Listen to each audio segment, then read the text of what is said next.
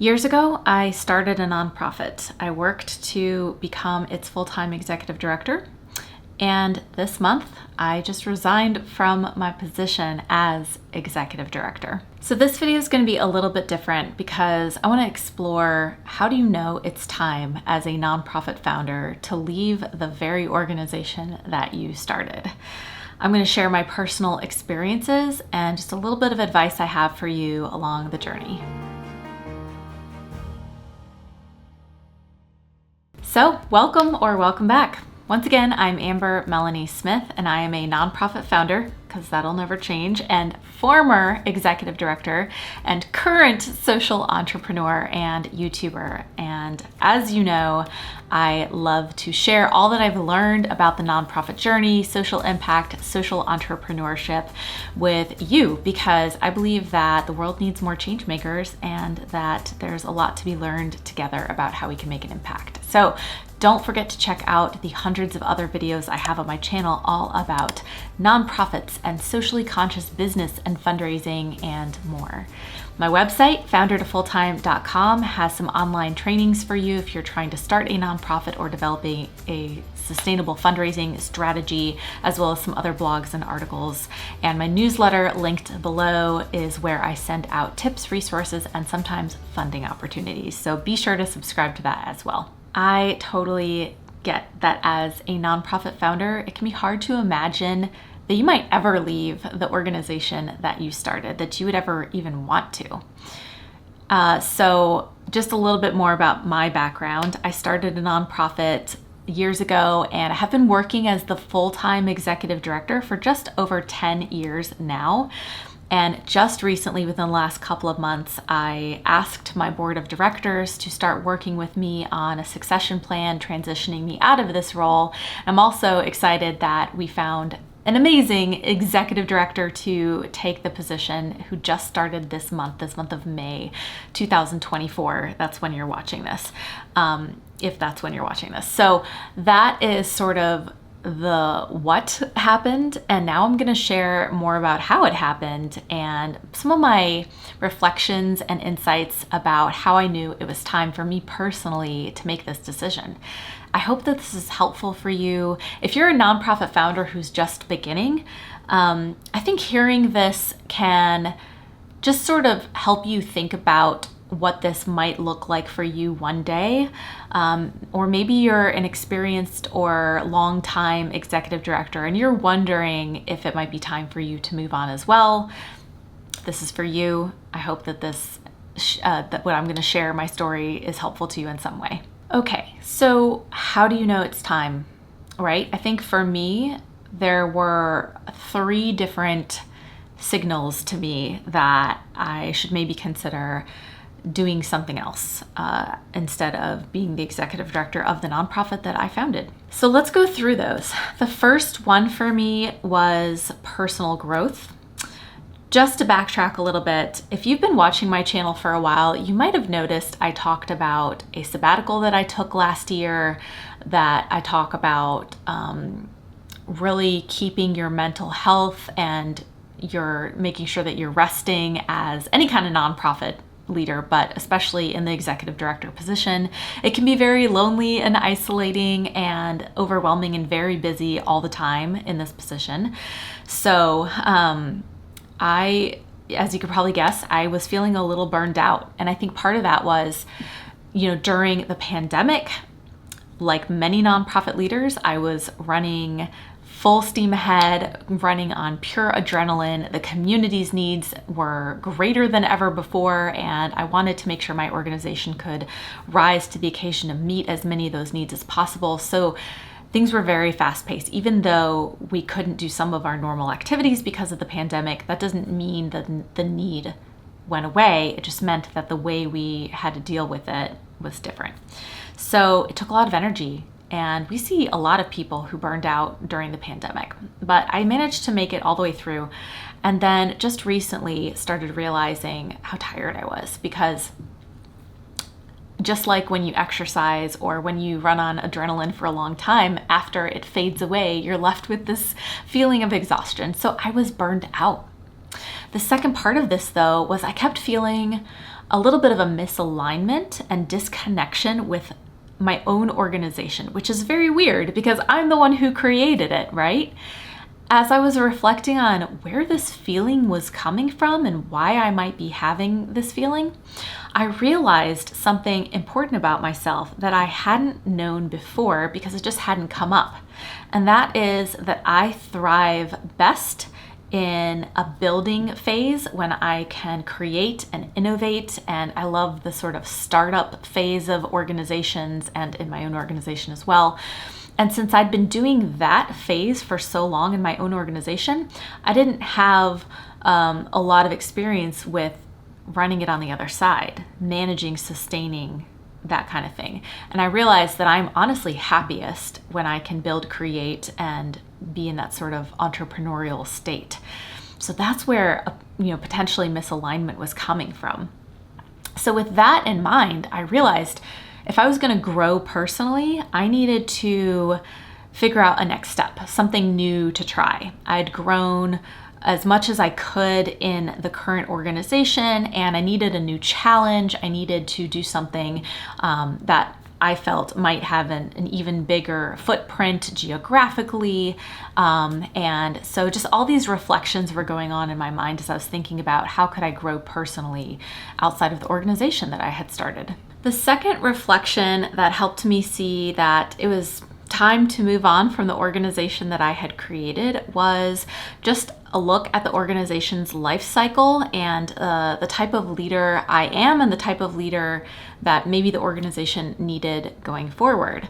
So, I talked just moments ago about this feeling of misalignment and a realization of my own work style and work preferences and how I really like to create and build and be in an entrepreneurial state and start things and innovate things. And the organization just grew to a stage. It grew because I had done successfully the work of building it. It grew to a stage where it needed something different. Maybe it needed a type of leader that could be good at sustaining its momentum or, building upon the infrastructure that I'd helped create, and just that recognition of the kind of leader I was and where I was happiest and where I thrived best, and acknowledging that might be different from what the organization needs at this life stage in its growth was something that really helped me see that it is probably time for me to move on to. And that makes sense, right? It takes a certain mentality to start from scratch, to build, to grow something. Then it takes a different mentality to manage people and grow a team and build on a foundation. It's just different personalities, different mindsets. And it's okay if mine is the former. I think that was the hardest part, was giving myself permission to see that I'm happiest in a particular state of being, and being okay with the fact that my organization is simply in a different state of being, that there's nothing wrong with me or the organization. It's just time. It's just time to move on. It's time for a new leader with potentially new ideas. Ideas maybe I haven't seen before. I'm not perfect. I don't know all the answers. It was just time for a new leader to have their chance to grow the organization to its next level. And the third signal that it was time and it was okay for me to leave the organization that I started was that we had solid systems and a succession plan in place. One thing a founder might worry about is the organization going to be okay if I leave? They don't know all the things that I know. But what we did was we worked hard over the past couple of years, actually, to build in some systems that would allow the team to work in a more streamlined way. We documented processes. We have like a 150-page operations manual that we've all been adding to for the past couple of years. That's just kind of ongoing as we learn new things and create new processes.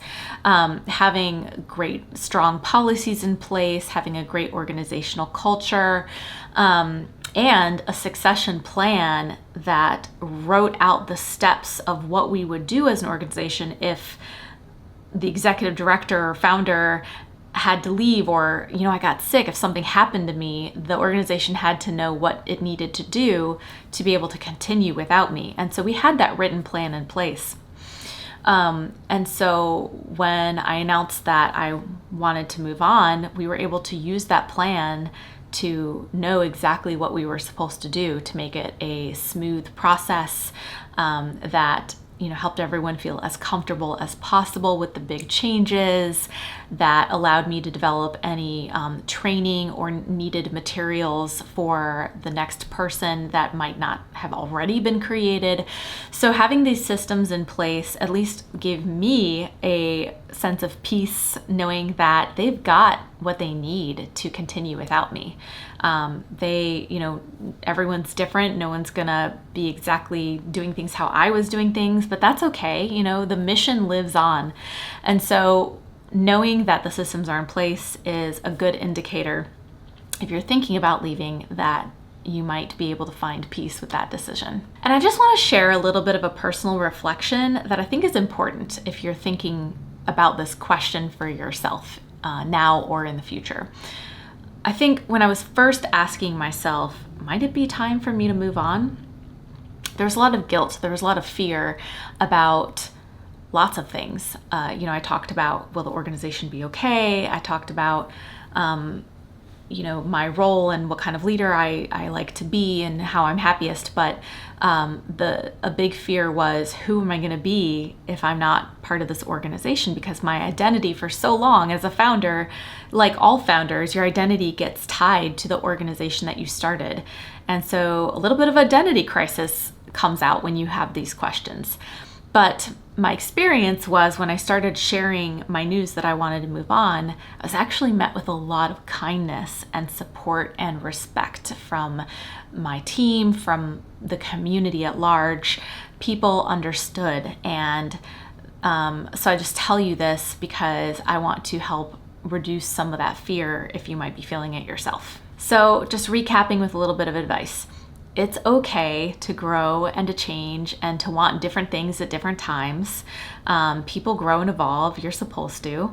And in the social impact world, how you make a difference in one part of your life might look totally different from how you make a difference in another part of your life. And that's great. That's okay too, because you also learn from your mistakes and you grow as a human. And then you might realize you want to try to change the world in a different way later on. And that's okay. So what will I be doing now?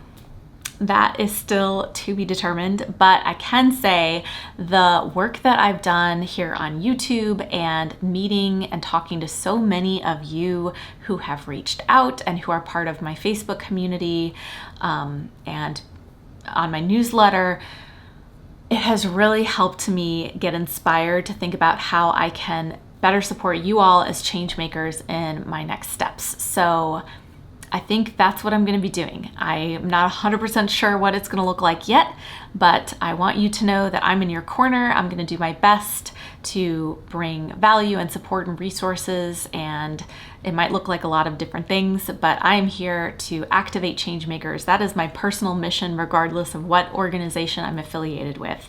So stay tuned and let's stay in touch and give me your feedback, because I want to continue to make the biggest difference possible I can. I'd love to hear from you at this point. Are you a nonprofit founder wondering when it might be time for you to do something else?